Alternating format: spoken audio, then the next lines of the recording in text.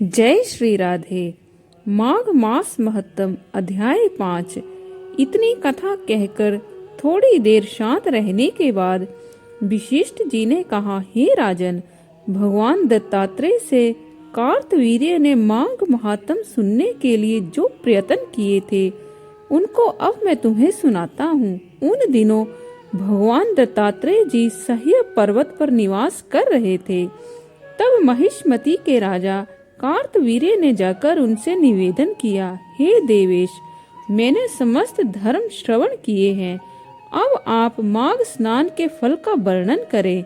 दत्तात्रेय जी बोले, हे राजन, मैं तुम्हें वह इतिहास बताता हूँ जो ब्रह्मा जी ने नारद को सुनाया था।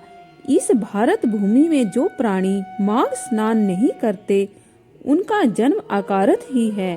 व्रत, दान, तप, यज्ञ आदि सबसे भगवान श्री हरि उतने प्रसन्न नहीं होते जितने माघ स्नान से होते हैं।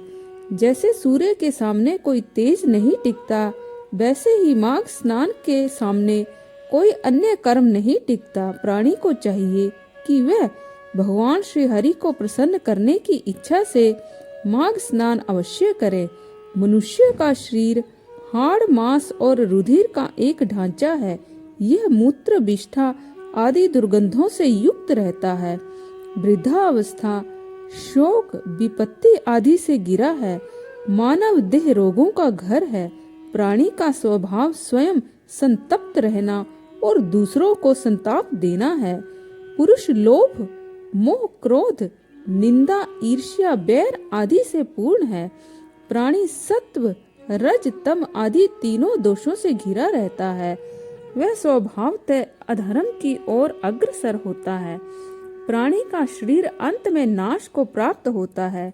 उसमें कीड़े पड़ जाते हैं, विष्ठा या भस्म बन जाता है, या कुत्ते, श्रृंगल आदि का आहार होता है। इस प्रकार का मानव शरीर पाने वाला जीव यदि माघ स्नान न करे तो उसका शरीर धारण करना व्यर्थ ही है।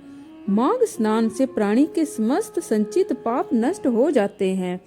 ब्राह्मण होकर भी जो विष्णु भगवान से प्रेम नहीं करता वह उसी प्रकार नष्ट होता है जैसे अयोग्य को श्राद्ध, ब्राह्मण विहीन क्षेत्र, आचार रहित कुल नष्ट होते हैं।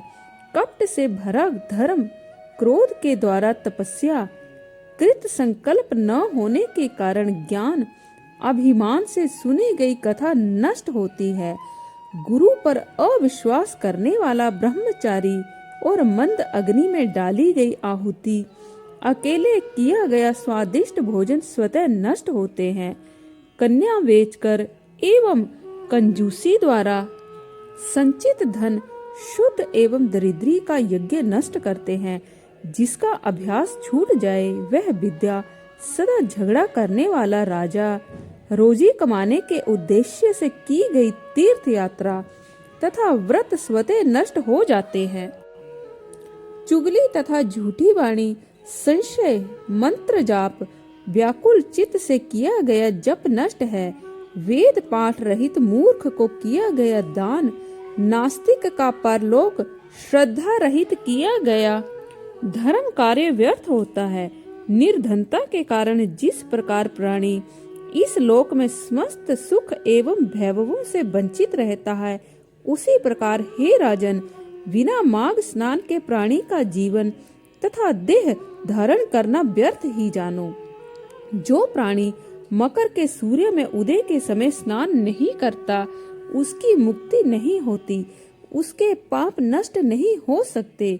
गो और ब्राह्मण की हत्या करने वाला, स्वर्ण का हरण करने वाला, मदिरा पीने वाला, गुरु की भार्या से संभोग करने वाला, पर स्त्रीगामी आदि 5 प्रकार के महान पापी तक माघ स्नान के द्वारा मुक्ति पा जाते हैं।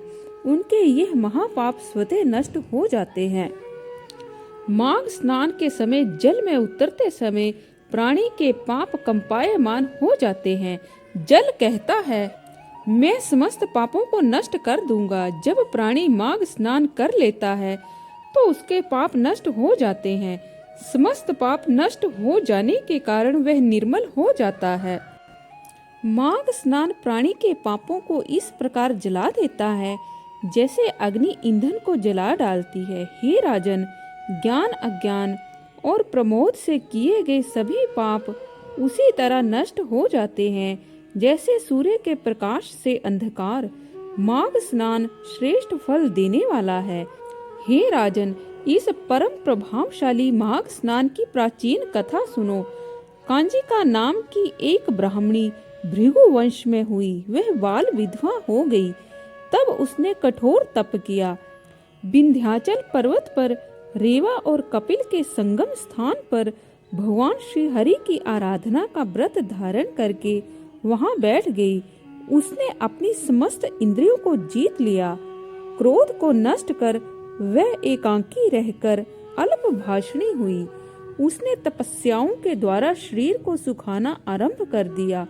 देवताओं को प्रसन्न करने के लिए यज्ञ किए। ब्राह्मण को यथाशक्ति दान दिया।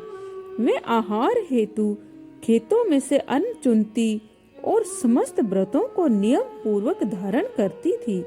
नर्मदा के पावन तट पर वह पुण्य मास बिताती थी। उस सुशील तपस्विनी ने बड़े धैर्य और संतोष के साथ माघ स्नान किए। हे राजन, काल चक्र के प्रभाव में पड़कर उस ब्राह्मणी ने उसी तीर्थ स्थान पर अपनी तापस देह त्याग दी। मृत्यु के बाद माघ स्नान के प्रभाव से वह भगवान श्री हरि के बैकुंठ धाम को गई। वहां 4000 वर्ष तक सुख भोगती रही। उसके बाद ब्राह्मण जी ने सुंद और उपसुंद नाम महाबली दैत्यों का नाश करने के लिए उस ब्राह्मणी को तिलोत्तमा के रूप में पुनः अवतरित किया। अपने पूर्व पुण्य के प्रभावों से ही वह परम रूपवती हुई। वह समस्त ब्राह्मण में परम सुंदरी थी। उसे देखकर देवता तक मोहित हो गए थे। वह समस्त अप्सराओं में श्रेष्ठ थी। उसके सृजन सारे भगवान ब्रह्मा जी भी उसके रूप को देखकर आश्चर्यचकित रह गए।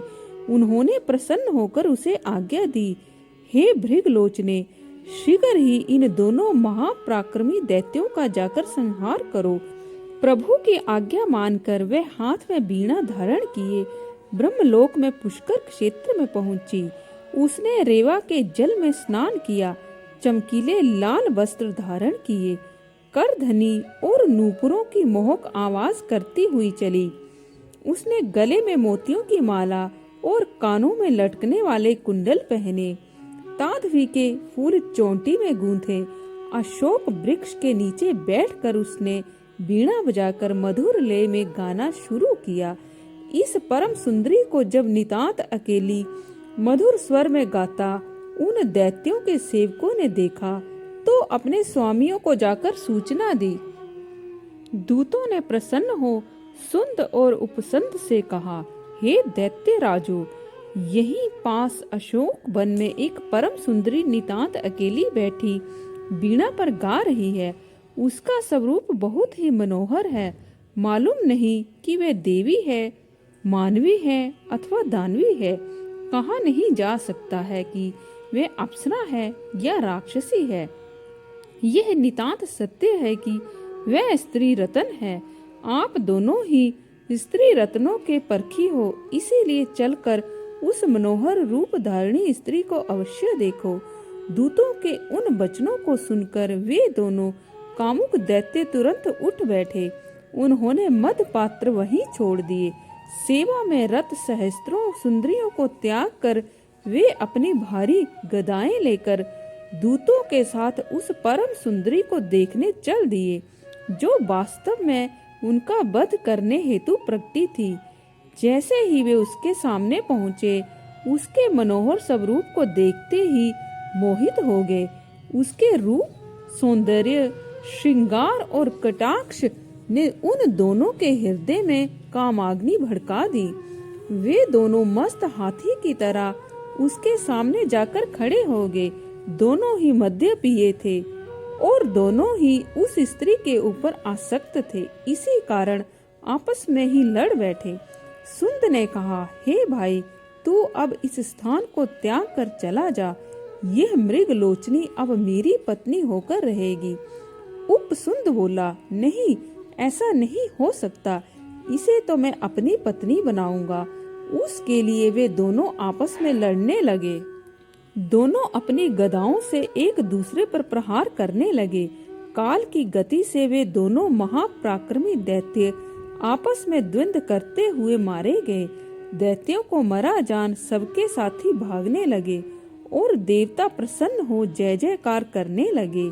और अपना कार्य पूर्ण हुआ देख तिलोत्तमा सभी दिशाओं को अपने दिव्य प्रकाश से आलोकित करती हुई सीधी ब्रह्मलोक को चली गई। हे राजन, तिलोत्तमा को सकुशल आया हुआ देखकर ब्रह्मा जी ने संतुष्ट होकर वरदान देते हुए कहा, हे चंद्रवदनी, मैंने तुमको सूर्य के रथ पर स्थान दिया। जब तक आकाश में सूर्य है तब तक तुम नाना प्रकार के भोगों को भोगो। इस प्रकार वह ब्राह्मणी आज तक सूर्य लोक में दिव्य भोग प्राप्त करती हुई माघ स्नान का फल प्राप्त कर रही है। हे राजन, यदि प्राणी परम गति और दिव्य भोगों की इच्छा करता है तो उसे मकर संक्रांति में स्नान करना चाहिए। माघ स्नान से उत्तम फलदायक और कोई नहीं है। इसके द्वारा प्राणी के समस्त पाप नष्ट हो जाते हैं और अनेक यज्ञों से भी कई गुना फल प्राप्त होता है। अंत समय प्राणी मोक्ष को पाता है। तो आज के लिए बस इतना ही। कल फिर आपसे भेंट होगी। तब तक के लिए जय श्री राधे।